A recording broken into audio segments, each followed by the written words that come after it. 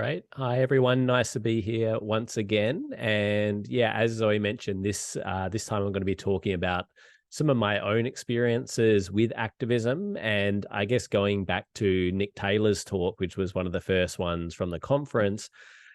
I guess for probably all of us or most of us here, this topic isn't just something that sort of is for our own intellectual curiosity, but we actually want to make change around these topics. And we can definitely do that with our own research, but some of us have in the past and continue to do activism around these topics we speak about in our academic work as well. So that's what I'm going to talk about today, some of my own activism around intersectional animal activism, and thinking about some of the ways in which perhaps that could be turned into academic work at some point in terms of bridging that gap. Because I think this activism, when I was particularly active in activism around the early 2010s, a lot of that has really informed my research, and has been underlying it, but it's not something that's ever actually been directly addressed in my research. For example, in my PhD thesis, I had a long rant in my introduction about being an activist and that being important, but then really it was quite disconnected from any activism that I've actually done.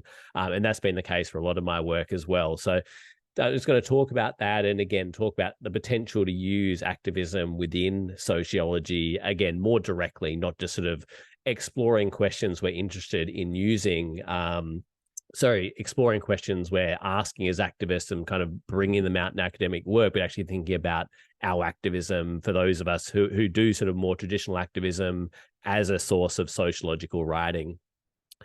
So to talk a little bit about some of the activism that I did, particularly the activism that's perhaps most relevant around this idea of intersectionality, I guess I understand intersectionality as a tool, I guess, that we can use for lots of different ways. We can definitely use it on the individual level of thinking about the ways in which we can be oppressed or marginalized in some instances, but privileged in other aspects, and kind of thinking about those different identities we have. And so that is one sort of tool that intersectionality can be used for. But most relevant in this sense is actually thinking about using it as a tool that actually guides activism. And so I guess for me, taking on intersectional approach means recognizing the importance of all forms of oppression, but also making coalitions across different social movements as well. So that's really what we were trying to do with the activism I was doing back in Perth in Western Australia, where I'm from, in the early 2010s. So getting quite a while ago now, but we were very much involved in the Occupier movement. And yeah, it was something which I felt at the time I was very much hearing about different occupiers going on around the world, and sort of the relationship of vegan activists and animal activists to the Occupy movement. And there was definitely, vegans there and people making those connections. And the official Occupy Wall Street statement actually had, admittedly, it was a very long statement, did have something about animals and corporations using animals and kind of working animals that way. But yeah, I feel like we've made a lot of progress within the sort of the broader left social justice movement within Perth in terms of making those connections, in terms of we were invited to have a stall at the Occupy Perth event as an animal rights group. And so we were regularly having stalls there as well. And I was also invited to speak twice at Occupy events on animal rights specifically, which I felt like there was quite a bit of progress made there as well. Also, another key thing that we did throughout that time was we held a social justice festival, a vegan social justice festival. So it was similar to a lot of vegan sort of annual events in that it was all vegan food and vegan products, etc. But it was a little bit different in that we didn't limit the stalls and speakers we had purely to animal rights issues. So the image you can see there with us sitting on the chairs is myself speaking and others on a panel on human rights and animal rights. So we had a speaker from a local refugee rights group, and we also had a speaker from Sea Shepherd, sort of highlighting the connections between environment and animals and human rights, and myself as well. And yeah, bringing those issues together in a panel we had, but we also had stalls from not just environmental groups, but again refugee rights groups, human rights groups, etc. And I feel like overall, we did make quite a bit of progress within that quite small activist sort of broadly left movement within Perth. But what was interesting, I guess, philosophically, is that it was not as well received within the animal movement in Perth, where we were doing this activism.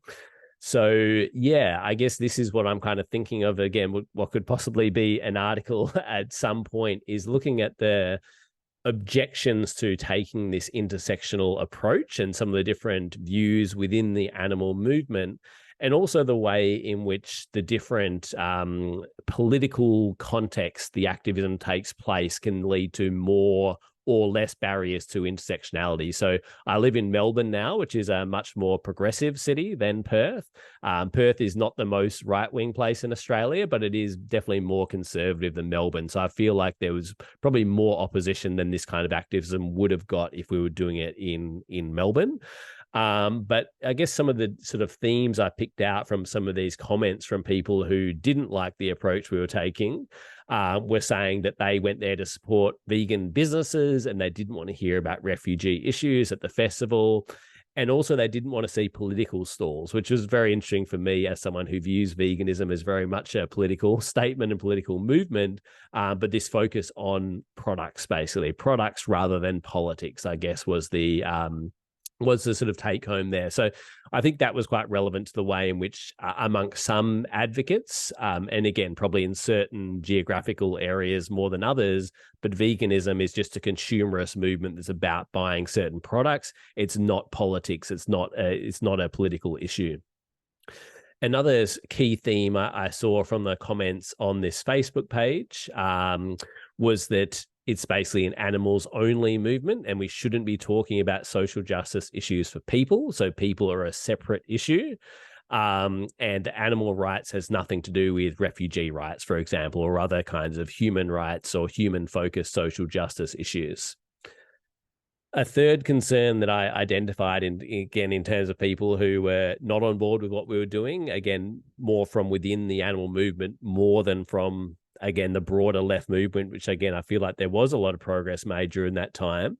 But there was the concern raised around reciprocity, the idea of, well, these human rights organizations, these human social justice organizations and activists are not doing anything for animals. They maybe eat meat, for example, etc. And so why should we be supporting them if they're not supporting us, or they're not supporting our cause, they're not supporting animal rights?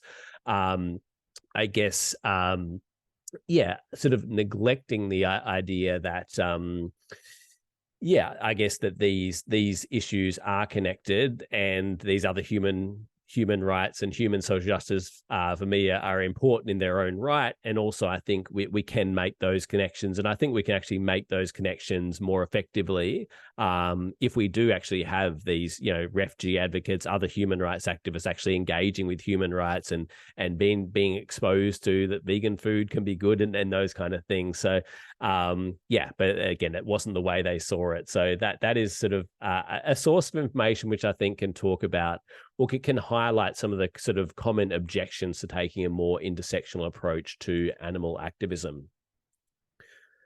Another thing which I'm curious to write about at some point is thinking about more practically what intersectionality actually looks like in practice.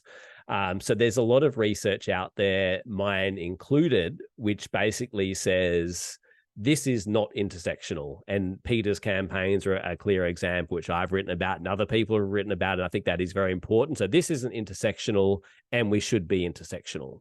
That is sort of the messaging from a lot of what I've read and what I've seen in others, etc. But what I think there is a gap, at least as far as I'm aware, is there's a gap around what does intersectionality actually look like in practice, and sort of how far do we have to go, and also thinking about the different political contexts people are operating, which can be a barrier to intersectionality, as I've spoken about with our activism in Perth. And yeah, this is a spectrum which is kind of not my own ideas. It's just based around Manisha Dekker's work. She's written an article a long time ago around Peter's campaigns, but it's one of the articles that I've seen the most actually engage with this idea and actually spell out what it might mean to be intersectional. Rather than just criticizing what is not intersectional, again, which I think is important. We also need to have that discussion as well. What does it actually mean in practice? What are some of the barriers, etc.? And I did want to touch on as well, there's been discussions about do we use the word intersectionality? Should we use something else, etc.? And I'm more than happy to use a different term. I guess for me, I'm happy with whatever term, that as long as activists aren't doing the kind of campaigns you see there, aren't engaging with sexism or racism or other forms of discrimination. If we want to call that something different, intersectionality, I'm all for it. I'm totally open to that. But I guess for me, that's what it's all about, of actually, I guess, setting some kind of minimum standards around animal activism. So what I've got in terms of this spectrum is, again, heavily based on Dekker, is the idea of, as a bare minimum within animal movements, Dekker argues that it's totally fine to campaign only for non-human animals, and that's totally legitimate, as long as you recognize the legitimacy of human oppression and do not contribute to human oppression in your campaigns. So that's sort of like a absolute least you can do. Doesn't rule out doing more and doing the kind of work I've been talking about, forming coalitions with other groups and being active around human rights issues, but it's kind of setting some kind of minimum standard. And I guess when we're thinking about the different political contexts that activism takes place, drawing on other scholars like Kadri Avik, for example, who's spoken at this conference, has spoken about activism in places like Estonia, which are quite a conservative context. And so perhaps in these contexts, maybe that sort of middle ground of only campaigning for animals, but at least not contributing to human oppression, might be more kind of viable. But in more progressive contexts, it might be more well received. It might be more possible to kind of go further and actually take a more active stand on those issues. So thinking about that spectrum, having those minimum standards, but again, thinking about the barriers. Esther Alaun has also spoke about similar issues in Palestine and Israel. And yeah, she's argued that to be intersectional, it doesn't necessarily mean campaigning on every single issue. But again, I think Dekker's work spells out a little bit about one approach we can take of setting that minimum standards, at least not contributing to or undermining the importance of human oppression.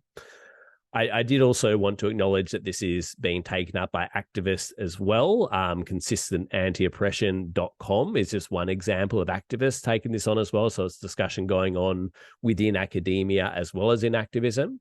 But yeah, I think it's an important space, and if there are other articles already spelling out these issues, I'd be curious to hear about them. But it is a sort of a gap I've identified in the literature, which I'd like to tease out a bit more at some point, potentially drawing on some of my own experience as well. Just to finish up, an article that I found, which isn't on animals, but it is around activism, which I got a lot out of, and I think it is quite relevant to this discussion, particularly talking about Occupy, was actually an article I read a while back in the Social Movement Studies Journal, featuring a sociologist, but also an Occupy activist, on their own experiences of taking part in the General Assemblies and some of the pros, but also the cons and drawbacks of direct democracy and making decisions that way. And I thought it was a really engaging, really interesting article, which is, I guess, kind of similar to the work I'm keen to do at some point. And yeah, I've got my email up there and Twitter/X. If anyone does want to get in touch, I'd be really keen to hear from anyone who is maybe interested in perhaps writing an article together, drawing on perhaps your own experiences in your own context of doing something similar. Perhaps if you want to get in touch with anyone who's already done this work, I think anthropology, there's probably more in terms of ethnography and that kind of thing, but I'd be really interested, particularly any work within sociology of people using their own activism as a source of information about research. it's kind of funny that if we, as a researcher, interview an activist and go, what do you think about this? And they say it, then that's a source of knowledge. But then if we're just talking about our own experience of activism, we're like, oh, can we use that? There's no source for that. So yeah, I guess any places where this kind of research would be more likely to be accepted, again, social movement studies might be a good place. But yeah, I'd love to hear from anyone with any relevant information or wants to take part or anything like that. Thank you. Okay. It's working for everyone, right? Yes, so I'm Maria, and together with Gabriela today, we will be presenting this practice that we are part of, which is just activist queer vegan knowledges collectively. And we approach this theme today by connecting vegan and public sociology to the activist spaces that we are in, and specifically to the online meetings we organize as part of the queer vegan community in Romania. What is the queer vegan community that we are talking about? So it's this fluctuating group. It's been changing. People sometimes come and go, but it forms this group of around six queer vegans, and it was started with the purpose of creating a safer space for queer vegans and forming a broader community. But in time, because each of us actually lives in a different city and we couldn't actually meet face to face, it coagulated around social media, resource activism, and group discussions. So it's basically a Facebook page and an Instagram page in which we post things that we write, and we try to highlight how veganism connects to queerness through a feminist and anti-capitalist understanding of both our connections to other animals, to the oppressions that we face, and through our shared path to liberation. So what are we doing? You can see the queer vegan community logo, and the other thing, the collective ruminations. So this is what I'm going to talk about. So in autumn last year, 2022, we started an online series of monthly discussions with the aim of fostering anti-species consciousness and creating a knowledge base from where we are in Romania, specifically Eastern Europe. And we called it Collective Ruminations, which is a wordplay in which we reclaim the idea of ruminating, with its double meaning of chewing slowly, as cows do, and thinking slowly, which is used as an insult when humans do not react fast enough in a given context, and it has an ableist undertone. So, of course, the reading and the discussion group is a classic in the activist toolkit, and it is often used in awareness raising and within anarchist groups. So it's not a new idea, it's just a needed space, one in which anti-speciesist theory and thought can be discussed, also in the language that we mostly use here, which is Romanian. So for the importance of creating located Eastern European knowledges, we go to writers who write about Eastern Europe, among them Nora Ugron, who has argued that Eastern Europe is somewhat a construction of Western Europe, Eastern Europe always being considered like as lagging behind. So Ugron traces possible directions to unsettle these hegemonic colonial imaginaries in literary activist practice. She underlines the necessity of producing transformative queer knowledge from this space, which is constituted as a semi-periphery. So similarly, what we aim to do is to create vegan anti-speciesist knowledge and practices that must not necessarily follow a Western imposed trajectory, but rather find their own rootings in our given context. I will also read the quote here from Ugron. In post-socialist Romania, there are radical queer and feminist initiatives that are not visible from the Western gaze, nor do they define their activity in its terms. Another radical genealogy can be narrated as an Eastern European genealogy, not dependent on and in relation with Western movement histories. So these are some questions that we raise as well in our case and try to look for through our practice. So within collective ruminations, we have some things that we aim to do, and one of them is to create a space that is accessible and non-elitist as much as we can do. And we try to do that in part by ensuring that requirement for participation is minimal. So we do not require prior readings, and we encourage people to do what is comfortable for them, whether use the video or not, speak or stay silent, use the chat if they want to participate more in writing, and also just do adjacent activities that they want to do, fidgeting, cooking, whatever is comfortable. And also we write up the ideas that we discuss in a short text, which can be accessed later by people who did not participate. And we give a bibliography for anyone who wants to explore further. So we all do, it's more really based on talking, right? Like we said, it's based on dialogue, and we maintain our discussions grounded in experiences, always trying to aim for an intersectional awareness of multiple privileges and oppressions. That has been so clearly already stated in many of the presentations, drawing from Black feminist thought and Kimberly Crenshaw and so on.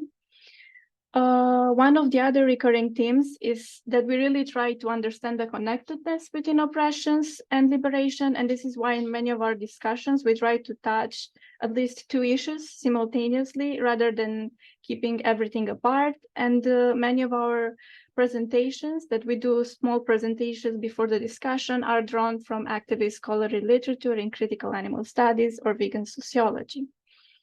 And as I said, a short summary of what is discussed is posted online later, and then it is published in the yearly zine, which is called The Herd.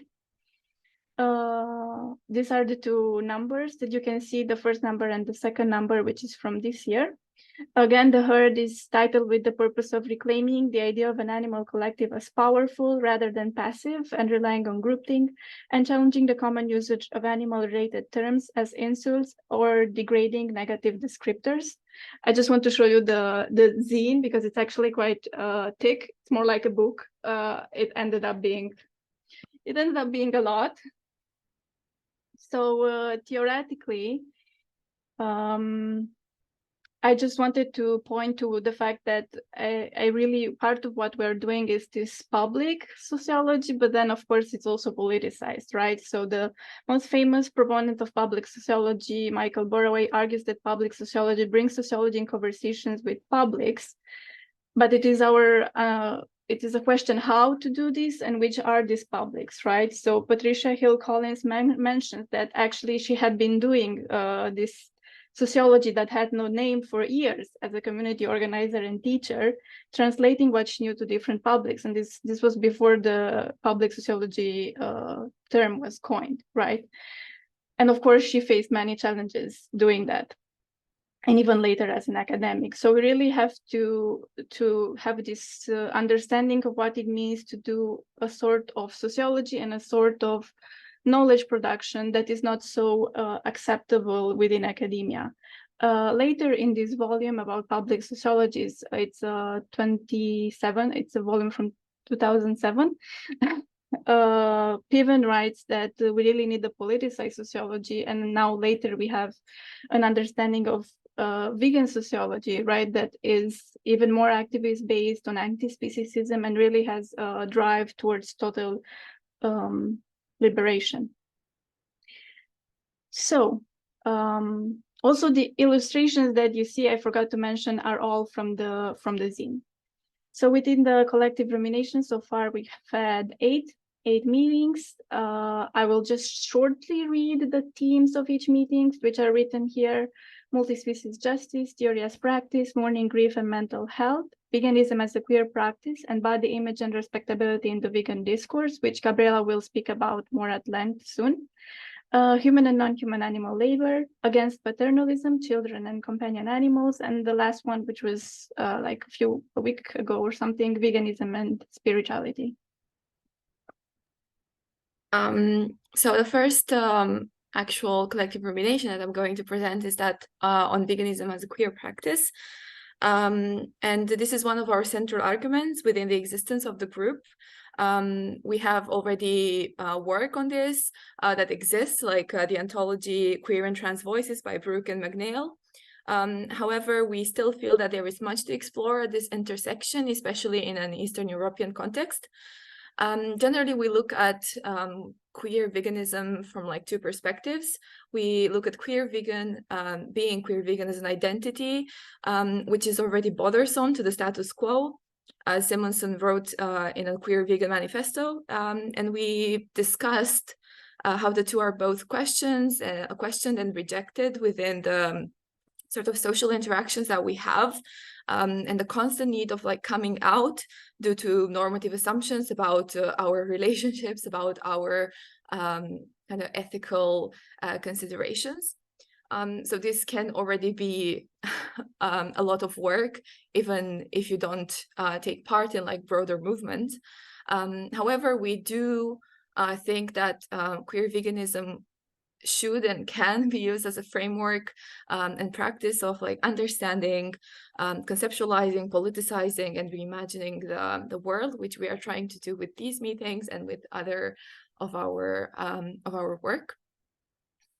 The second theme I want to talk about was one that was actually suggested by the people that come to the meetings, not by us. So body image and respectability in the vegan discourse was flagged as being an actual issue. And we start from the research of Fernandez and Wren into fat phobia in the vegan movement in order to delve further into our own knowledges. So some observations that we made was that generally fat phobia is justified based on this this everlasting concept of health, which is actually a social construct and is constructed as a very sort of narrow set of parameters and features which are used as a sort of like moral judgment. A good vegan is a healthy vegan, whereas a bad vegan will be, and I'm using quotes here because that's not, we don't do that division, but this sort of like thinking does divide the vegan movement into the good and bad vegans. And the bad vegans will be excluded by people from the community because they can be used as an example against veganism, and this because they can create a bad vegan image, but they are also excluded from the non-vegans because of their position as vegans. Then we thought a bit more about respectability, and from our own experiences, when are we accepted, i.e. assimilated, and when we are not.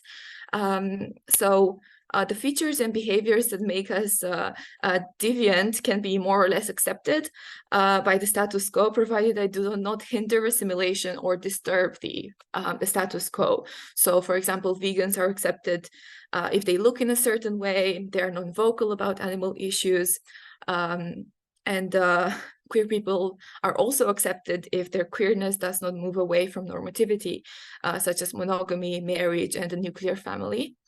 And another important thing that we always try to connect to is the positive, the necessity for positive engagement with the capitalist system for actual inclusion. So in general, something that we talk a lot is reclaiming our position, and we, as Sarah Ahmed talked about the feminist killjoy, we identify as vegan killjoys. And I'm going to like read a quote from one of our texts translated. As vegan people, we are vegan killjoys because we spoil the innocence and pleasure of consuming non-human animal bodies. As queer people, we are queer killjoys because we no longer accept that the world should be divided into two genders constantly reproducing through the nuclear family. But we also need joy. And one way to find it is to create and support queer, feminist, vegan spaces, which we are trying to do all the time. Maria has already shortly talked about our yearly zine, but I wanted to give like a more in-depth overview. So our zine started as being like a curated collection of our social media posts during the year, and we had different chapters: the queer info point, animal resistance, but we wanted to include the community more. So this year we've included interviews with members of the community. We have presentations of animal sanctuaries from the region, and we have multiple contributions from members of the community, like essays and multi-species poems. And this is part of like a broader movement in our region of like reclaiming the literary space. And in the same idea, I want to mention a literary group, a queer literary group, which has this anthology of like eco-queer poetry, which I think shows like some sort of like acknowledgement of this need in our spaces. And as Maria already mentioned, we have lots of illustrations from members of the community. Everything that you've seen, including these amazing covers, are made by queer vegans that interact with our group. So this is it. We consider that the collective rumination meetings, our zine and other such endeavors are ways to build queer vegan anti-speciesist knowledge in a non-hierarchical, non-elitist way, and they allow more voices to be part of the conversation. And we also think there are community-making practices which can lead to a spread of intersectional, anti-capitalist understanding of veganism. We also we think that it's making clear the interconnectedness of oppressions and can pave a path to strengthening social movement building in our regions and everywhere else. Thank you. Is that okay? Yes, great. Thank you. All right. So speaking of intersectionality, I do have to let people know that my paper has been very impacted by an invisible disability that I've had a flare-up of, and I am on a lot of medication, and it means my vocabulary gets lost first and I get very drowsy before the medication starts to reach the pain. So I've been on a walking frame for the last 3 weeks. It's very difficult. So I'm really sorry that it means that I feel that this is a bit not quite complete. But I really welcome people's input to it, please. So yes, I'm just in a lot of nerve pain. So this paper extends a recent chapter in our forthcoming collection with Routledge, which is Human-Animal Relationships in Times of Pandemic and Climate Crises, which I've co-edited with Zoe, and which many of you wonderful people here have contributed to as well. Massive gratitude for that. In that chapter, I explore sociology's interest in utopia, and I apply it to this award-winning Australian pandemic dystopian novel, The Animals in That Country by Laura Jean McKay. And I do make reference in that chapter to the title of this novel and its connection to post-colonial discourse. But because I wasn't able to explore that in the chapter because of the length limit, I really felt uncomfortable about that. So I'm really glad that I've got this conference where I can explore it further. And I went on to write a chapter about the post-colonial issues, and now I'm raising the intersectional as well. So I've got a chapter under review about the post-colonial. So while intersectionality is an incredibly useful tool, and the use of the pro-intersectional concept is really wonderful, I just wanted to add to the importance of requests that intersectionality be strongly oriented to racism firstly, and also cautions about applying it to contexts outside the West. Whereas others have acknowledged it originated with feminism, it's been fantastic to see everybody sort of questioning and querying that, and that sort of discourse and conversation happening in this conference. So recent calls for a renewed emphasis on context is necessary and I think really useful.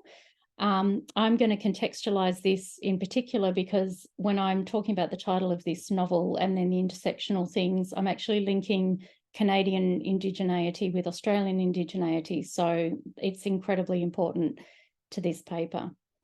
So we should always be wary of applying theoretical lenses in a way that suggests we are always assuming that it is the most useful way to consider in every context, as many people have now covered, which is fantastic.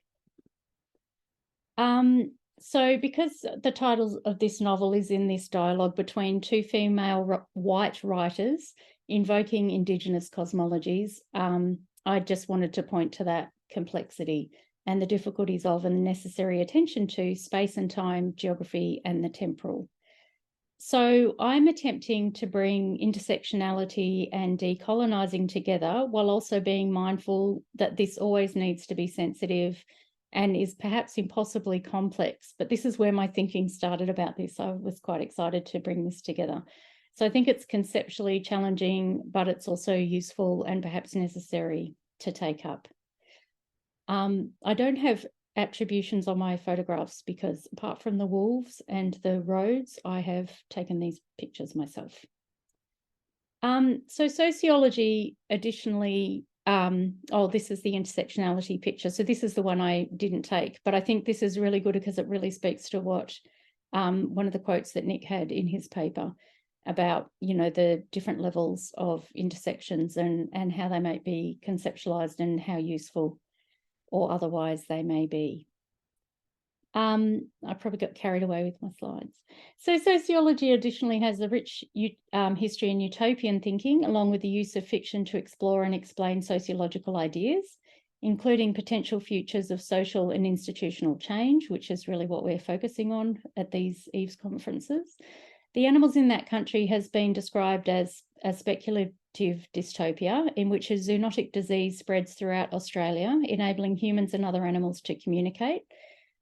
It was quite extraordinary that it was released during the first lockdown in Melbourne during COVID, but it took 10 years for Laura Jean to write the book. So that was just coincidence, which was extraordinary.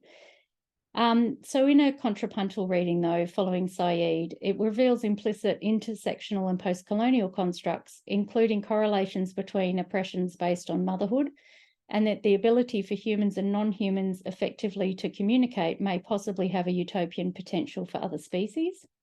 Intersectional and post-colonial readings also attest to alternative institutional formations that expose multidimensional oppressions and support non-hierarchical multi-species relations, particularly in the imaginary. These readings further the movement away from anthropocentric ontologies that vegan sociologists, including most of us here, are calling for. At the same time, Davidson has argued recently that utopian imaginaries have been implicitly white and European, and in particular that they've been devoid of history, memory, and restitution. They've focused on that concept of time as past, present, future, and the future imaginaries often don't have any past, particularly utopias. By highlighting both the intersectional and the post-colonial in the Animals in That Country, foregrounding the implicit, we might excavate what is possible in considering, rather than this past, present, future concept that is white and European, a circular notion of time, a recurring frame that allows for acknowledgement of violence as past and continues to acknowledge those violences and histories. This supports a critique of modernity's myths, as Indigenous Australian sociologist Yin Paradies has recently called them. And as Davidson argues, the notion of times past, present, and future as society is evolving as part of that modernity mythology.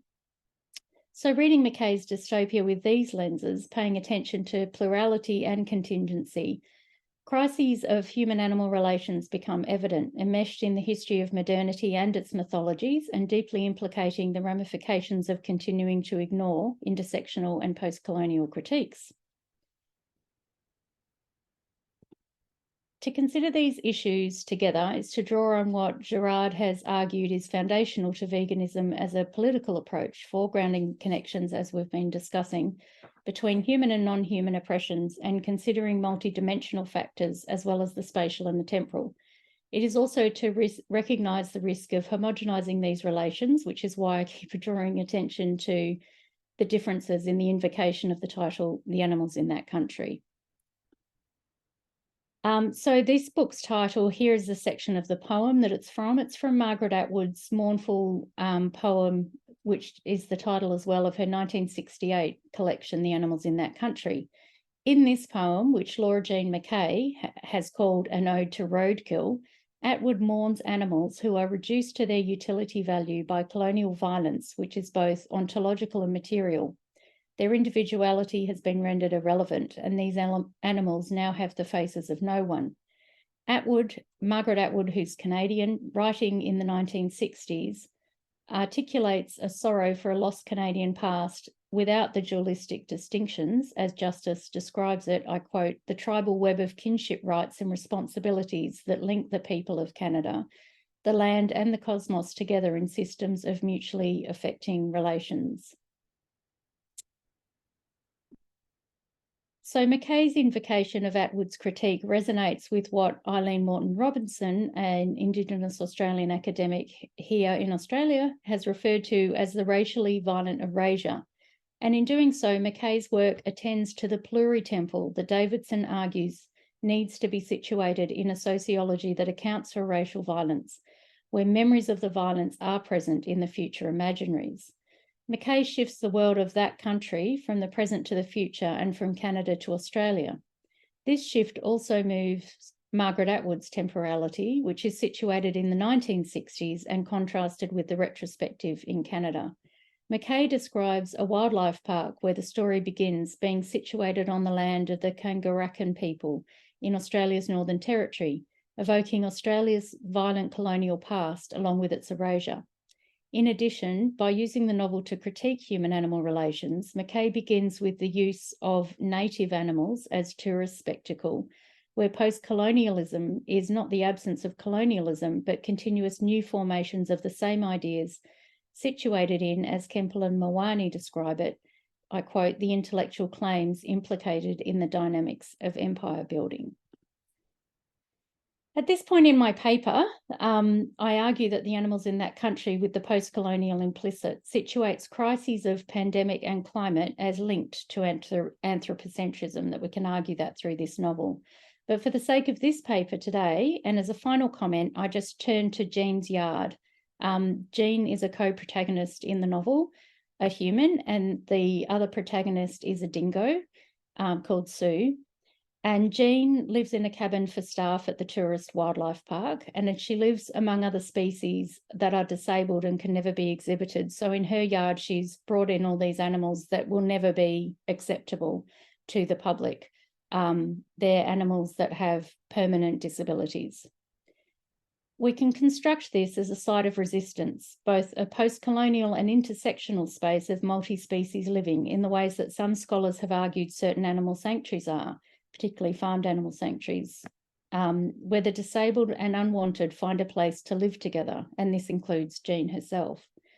Jean's yard and her cabin, because the animals can freely move in and out of her cabin as well, can be argued to represent a space demonstrating the social construction of disability, the possibilities of alternative institutions, and a non-hierarchical arrangement that is multi-species and reflects Jean's position as well intersectionally, in her case in relation to sexism, ageism, education, and addiction.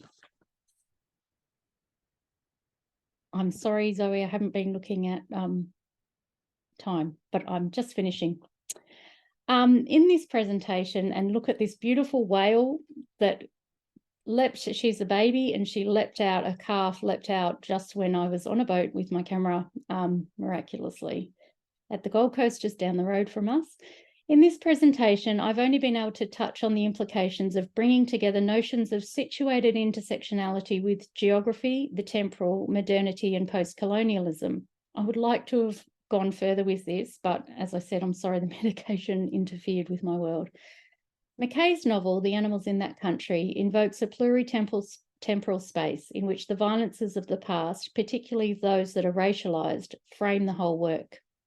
In its gestures between a global colonial geography of both Canada and Australia, it is important to remember that critiques of both sociology's Eurocentric interest in utopia, as well as the possible limits of intersectionality as applied elsewhere than North America, which, as I said, we've been speaking about throughout. Nevertheless, the invocation of Atwood's poem in the title of this novel keeps alive the notion of colonial racial violences, including the ontological and temporal. The explorations in the novel between the co-protagonist, Jean, an uneducated park ranger, and Sue, a dingo hybrid, who go on a road trip together, both infected by the zoonotic disease that enables humans and animals to communicate, develop the themes that I've only been able to gesture here to today. Thank you for listening. This is Turtle Tracks. I also just wanted to say that this is Turtle Tracks up a beach on the Great Barrier Reef, which is a miraculous thing as well. And there, any questions? Thank you for listening.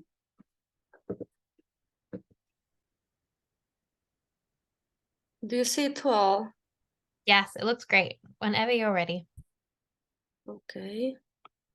Just one moment.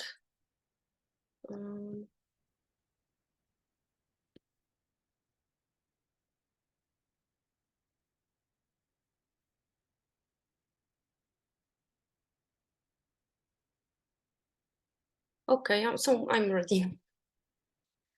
Okay, so my name is Patrycja Chuszcz, and the topic of my presentation today is how do we see them film images of non-human animals through the eyes of viewers. This paper is the result of partial research carried out as part of my doctoral project, which deals with ways of perceiving film representations of so-called farmed animals. I focus on audience research and issues related to the perception of audiovisual text. I do not have a background in sociology. I come from the humanities and graduated in cultural studies with a specialization in film studies.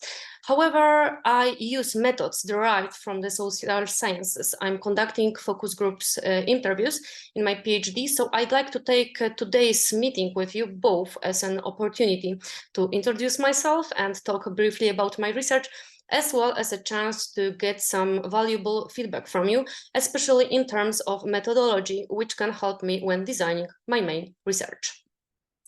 I would like to share the results of 2 pilot focus groups I conducted. The participants were adults who did not have a specialist knowledge of zoology or film studies and do not belong to pro-animal organizations. This approach is taken because I posit that perception and interpretation of film message are shaped within the eyes and minds of its viewers. Consequently, the social significance and influence of film representations cannot be solely determined by the judgments of expert viewers. The first FGI involving 3 participants focused on the topic of Io by Jerzy Skolimowski. Io tells the story of the titular donkey who embarks on a journey around the world, encountering various adventures and injustices, all results of human actions. The director employs a variety of aesthetic elicitors with the purpose of making Io the central protagonist and presenting the story from his unique perspective. The film was celebrated as a manifesto advocating for the rights of non-human animals, and in interviews, the director himself emphasizes that Io is intended to awaken viewers' awareness. I wanted to find out if the film's pro-animal stance is reflected in the viewers' responses. Prior to my study, a screening process was conducted. The second study I conducted was a mini FGI consisting of 4 participants, specifically exploring empathy towards the animal characters in film. I showed them excerpts and stills from various films: Babe, Io, Lilidas, Derrida, a dog's video essay, Ganda, as well as stills from nature films and a film I edited for this research. In the materials presented, we encountered both anthropomorphizing treatments and depictions of animals that attempt to avoid anthropomorphism. Anthropomorphism is one of the techniques of subjectivization in film, employed to elicit emotional engagement from viewers, including empathy and sympathy, which are considered by many to be the most popular contemporary models of emotional involvement in cinema. I wanted to answer several questions, including: do viewers feel empathy towards non-human animals on screen? Can anthropomorphic aesthetic elements or attempts at other imagery in films impact the emotional engagement of viewers? Does the reception of a film depend on extratextual factors such as festival awards, discussions, reviews, text? And before I answer these questions, I want to tell you briefly why they seem important to me from the perspective of critical animal studies. Film as a medium created by people and for people is an anthropocentric and anthropomorphic medium. For scholars in the field of animal studies, anthropomorphism, defined as the attribution of human-like needs, biographies, and so on to animals, can be a valuable tool when used critically. As Claire Parkinson emphasizes, critical usage of anthropomorphism ensures that it doesn't merely reinforces the belief in animals' subordinate status and their lack of distinct material existence. And given the theme of our meeting this year, vegan intersectionality, I can't leave out the issue of the so-called human gaze in cinema, as Randy Maladubut writes about it in his essay, referring to the theory of the male gaze in cinema by feminist film theorist Laura Mulvey. Quote, The object on the screen is the object of desire, paradigmatically, the objectified woman. Viewers are encouraged to identify with the protagonist, who is usually male, and female characters are there simply to be looked at. The gaze directed at animals in visual culture keenly parallels Mayville's formulation of the male gaze, call it instead of the male gaze, the human gaze, and replace women with animal. End of quote. Considering what I have pointed out so far, I would like to present to you some results of my research. During one of the mini-focus tasks, I assessed the participants' ability to discern emotions conveyed by the animal's face. Initially, participants were shown 5 individual frames of the donkey's face from Io, followed by brief scenes containing the displayed shots. Here are the results of the study pertaining to a scene in which Io observes a match. Frame. Quote, he's shocked, surprised and curious, but he also seems quite cheerful. By the ears of these animals, more emotion can be interfered. And translating human facial expressions into animal ones, here he has raised eyelids and eyebrows arches, which in humans expresses surprise, end of quote. And film excerpt, surprise. He realized that people are dumber than he thought. What are they doing here? You also talked about joy. I think it's more curiosity. I don't know if I want to attribute joy to him at the time of the fall. He would come off as an insensitive donkey. He also feels safe here. The statement suggests that while it's possible to recognize emotions of the character's face, understanding the donkey's individual needs is no longer a necessary outcome. This is exemplified by the comment from respondent marked in green, who expressed hesitation in attributing joy to Io during a moment of foul play. In essence, the donkey's own distinct animal characteristics and motives for behavior seems to be overshadowed by human interpretations. Consequently, subjectivization techniques have the capacity to construct specific meanings, but these meanings appear to confine within the anthropocentric paradigm. Viewers feel sympathy and empathy for animal film character, primarily on the affective level, not imaginative or cognitive. Participants also had 2 individual tasks. In one of them, based only on frames from nature films, they had to write what the animal face expresses, what she can think and feel, and why. As we can see, the answers vary. Without a film fragment accompanying the frame, viewers read different meanings. This means that film editing plays an important role in shaping them. Interestingly, some participants' answers are influenced by their prior knowledge, as in the case of the answer marked in green. One may wonder whether other answers are also determined by this knowledge. And also that in some species it is more difficult for viewers to recognize emotions, as this answer marked in blue curly shows. And my methodological doubts here concerns the formulation of questions. Does the questions I asked suggest to respondents that the animal must be feeling or thinking something at a given moment and discourages them from answering I don't know or nothing? If so, how can I ask this question differently? I also noticed that in the case of individual tasks, all respondents were on the one hand more effusive, but on the other hand, sometimes they actually left the fields blank.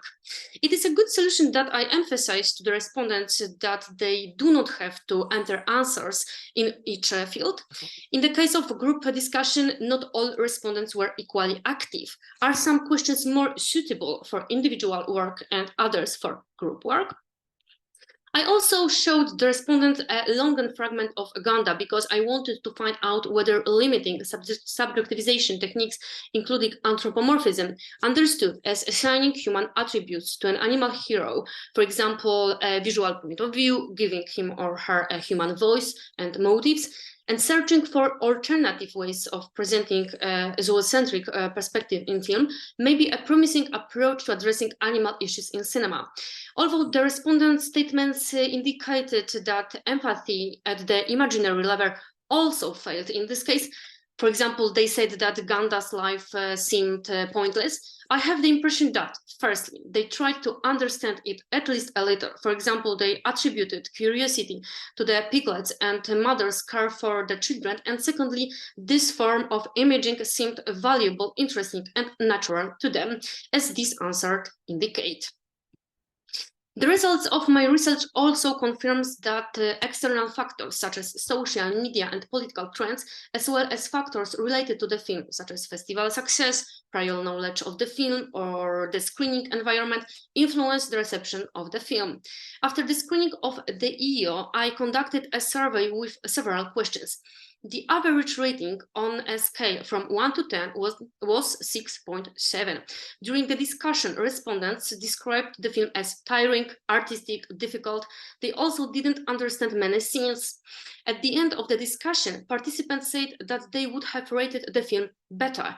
This confirms the role of education. One of the respondents said, quote, "We actually came to the conclusion that this film somehow shows how an animal can experience and feel these things. So it's no wonder it was nominated for an Oscar." End of quote. The interviewee statements also indicate that when adults watch films with animals, they often express concerns about the production process and the welfare of animals on the set. This is consistent with a formed animal rights manifesto for film by Stephen Marcus Finn, in which we will find, among others, appeal for filmmakers' responsibility for the physical and mental health of animals on the set, as well as for the film-related discourse, which is completely ignored in the case of EO. My methodological questions here concern educational potential of FGIs and my role as a researcher in the spirit of critical animal studies who, like the International Association of Vegan Sociologists writes, quote, "recognize veganism and anti-speciesism as an ethical imperative in the discipline," end of quote. How much should I show? And how much should I hide the perspective I represent? For example, what language should I use during research? Inclusive, she, he, instead of it, or non-human animals, non-human persons instead of animals? Should I explain to the respondents what, for example, speciesism is? Should I react to extreme manifestations of speciesism in the respondents' statements? This may influence their further answers during the FGI, or it may cause some people to simply not respond much. So basically, is it possible to use the educational potential of the research without disturbing its results? Steve Baker writes in a reference to books on animal representation. To a certain extent, quote, "human understanding of animals is shaped by representations rather than by direct experience of them," end of quote. And let's make an example of the fact that Clark Gable and Bugs Bunny, inspired by Gable's character from the classic movie It Happened One Night, are probably responsible for the misconception that rabbits primarily consume carrots, and in consequence for the tooth decay of companion rabbits. Representations have implications for animals in the real world. Portraying animals, treating them and talking about them in such a way and not in a different way on a screen can affect how we think about them and treat them in reality. In my project, I don't collect opinions on a favorite bottled water, but on a topic that has to do with ethics.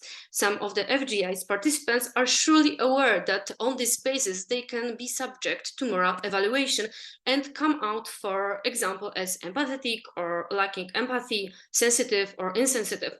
For me, film as a medium becomes a kind of lifeline, an intermediary between the viewer and his or her moral stance.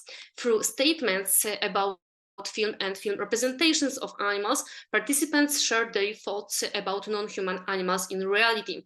However, the importance of sincerity and transparency remains a concern, as does the need to be concerned about appropriate, non-suggestive questions, as well as questions that will lead to obtaining statements about the individual opinions and attitudes of the respondents, and at the same time will not make the respondents feel attacked.